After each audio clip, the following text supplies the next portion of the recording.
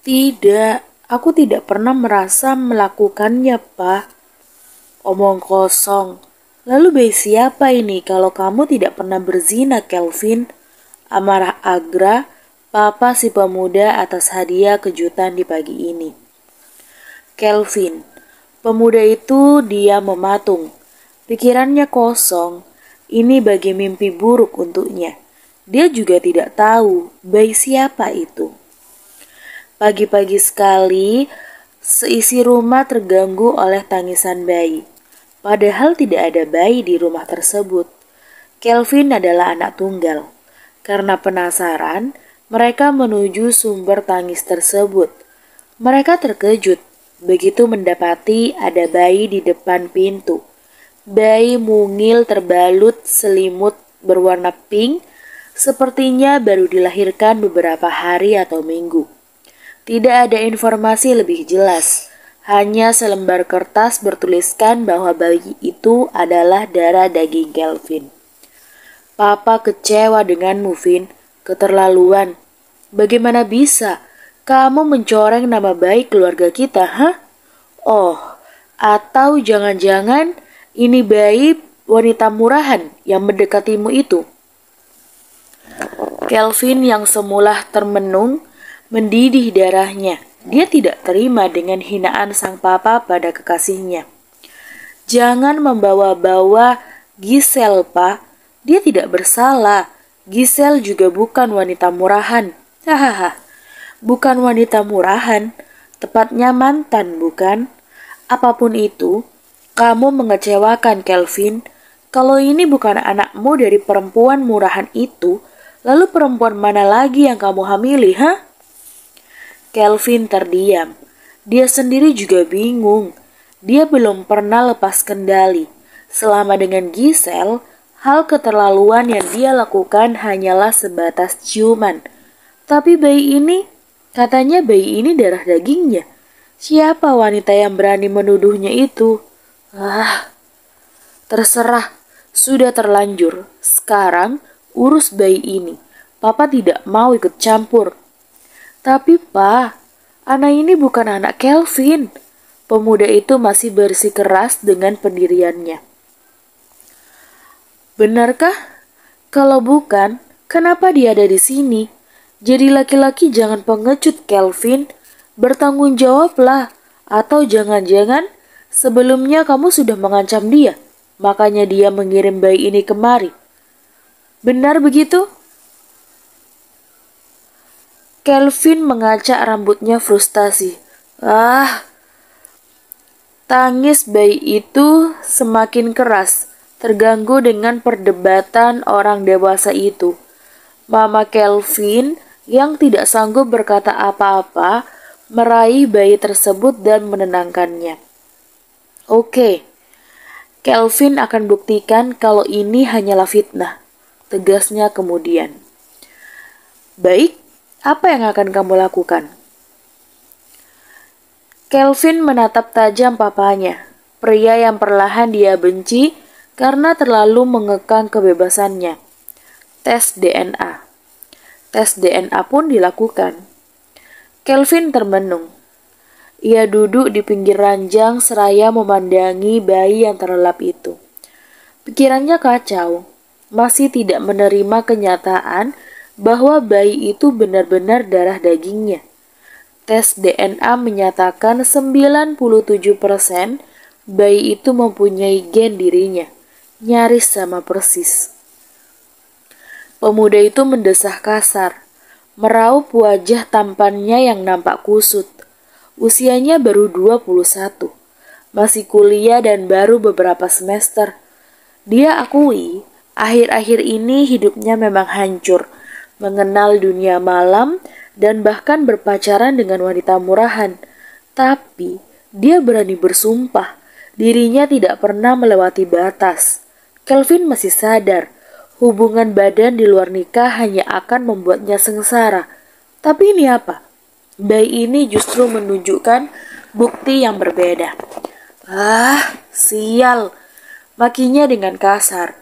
Belum usai kesedihan yang menimpanya beberapa minggu silam, Kini dia dihadapkan pada masalah baru.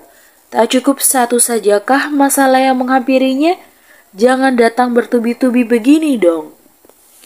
Tunggu, atau jangan-jangan... Raut Kelvin berubah pasti. Dia ingat malam itu. Malam dirinya mabuk dan terbangun tanpa sehelai benang pun di sebuah gang. Tubuhnya kotor, bekas tersiram hujan bercampur dengan tanah. Ia memijit kening yang pening saat terbangun. Untung saja malam itu gelap. Tak ada yang melihat keadaannya yang memalukan itu.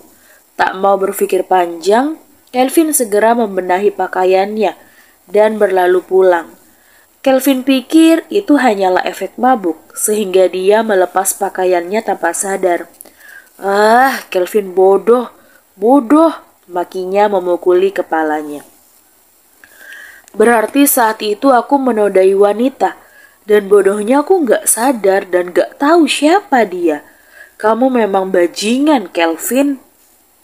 Kini air matanya menetes, memandangi lekat bayi yang masih lelap itu.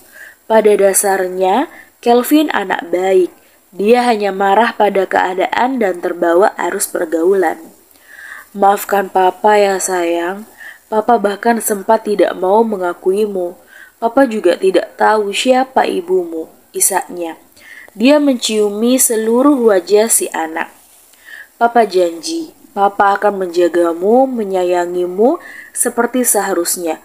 Papa akan belajar menjadi papa yang baik, tekadnya. Kehidupan Kelvin berubah 180 derajat. Kembali seperti Kelvin awal yang pendiam dan tertutup. Lagi pula, sahabat-sahabatnya telah pergi, menyisakan dirinya dan 2 orang lagi. Namun dia tidak sudi bertemu para pengkhianat itu. Kuliahnya berjalan dengan lancar dan dia lulus tepat waktu. Hingga suatu hari, papanya mengirimnya untuk meneruskan studinya ke luar negeri. Bagaimanapun juga, dirinya adalah pewaris tunggal perusahaan keluarga. Awalnya Kelvin berat meninggalkan anak yang mulai dicintainya itu. Tapi Agra mengancam akan mencoretnya dari keluarga kalau dia menolak. Lagi pula, Natasha, nama bocah perempuan itu, akan tetap dirawat di rumah ini sampai Kelvin kembali lagi. Dengan berat hati, Kelvin pun akhirnya pergi untuk studinya. Sesuai janjinya, Kelvin akan belajar keras, menutup rapat-rapat dunianya dari makhluk yang bernama wanita. Dia hanya akan fokus pada pendidikannya, tidak pada yang lain-lain.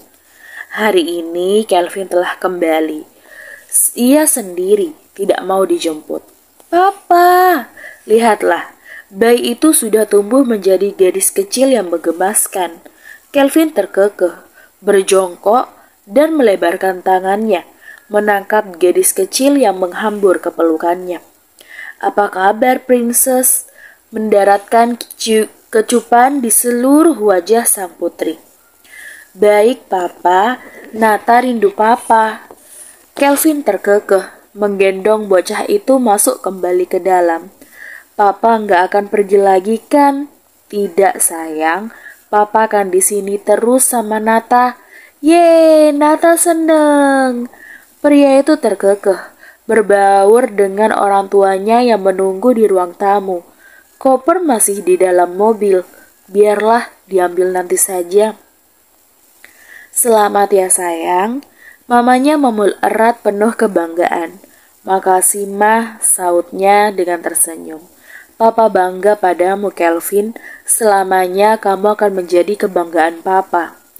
Pria itu tersenyum. Dia telah kembali menjadi pria yang lebih matang. Aura ketampanannya pun menjadi-jadi, ditambah kedewasaan yang melingkupinya. Dan sebagai hadiahnya, mulai besok kamu yang akan menggantikan Papa mengurus perusahaan. Kelvin mengangguk. Itu memang sudah perjanjian dengan papanya, menggantikan posisi papanya sebagai presdir di perusahaan. Dan mengenai wanita itu, Papa harap kau berhenti menanyakannya. Dia bahkan tidak pernah datang lagi sekedar untuk melihat keadaan anak ini, ucap Agra dengan tajam. Kelvin terdiam. Dia memang sering menanyakan sewaktu-waktu. Siapa tahu wanita itu akan datang. Tapi nyatanya wanita itu hanya mau menyerahkan tanggung jawab kepadanya. Dia tidak pernah peduli dengan Nata, jadi berhenti mengharapkan kedatangannya. Carilah wanita lain yang kamu cintai. Wanita lain yang dia cintai? Siapa? Pertama dan terakhir jatuh cinta adalah pada Giselle. Tapi bahkan wanita itu sudah pergi untuk selama-lamanya. Kelvin berharap wanita itu akan datang. Ada yang ingin dia tanyakan pada perempuan yang mengandung Nata tersebut.